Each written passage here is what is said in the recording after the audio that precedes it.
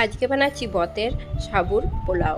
তো তেল দিয়ে দিলাম ছোটো চামচের 3 চামচ, আর সাবুগুলো ভিজিয়ে রেখেছিলাম 2-3 ঘন্টার মতন জল ঝরিয়ে। এখন সাবুটা খুব ভালতে জল ঝরে গেছে। এখন দিয়ে দিচ্ছি তেলের মধ্যে আলু, সেদ্ধ করে রাখা আলু আর কাঁচা লঙ্কা। সাবুগুলো দিয়ে দিলাম আর দিয়ে হালকা নাড়াচাড়া করে নিচ্ছি। এর মধ্যে লবণ দিয়ে দিলাম আন্দাজ মতন।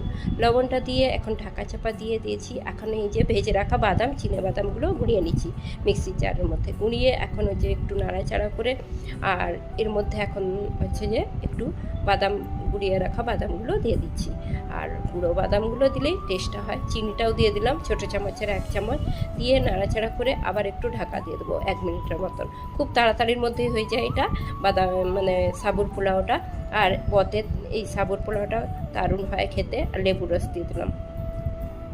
তো এখন এই যে রেডি হয়ে গেছে সাবুর পোলাওটা একদম। আর এই এখন এই যে একটা জায়গার মধ্যে ঢেলে দিলাম। তোমাদের কেমন লাগলো অবশ্যই কমেন্ট করে।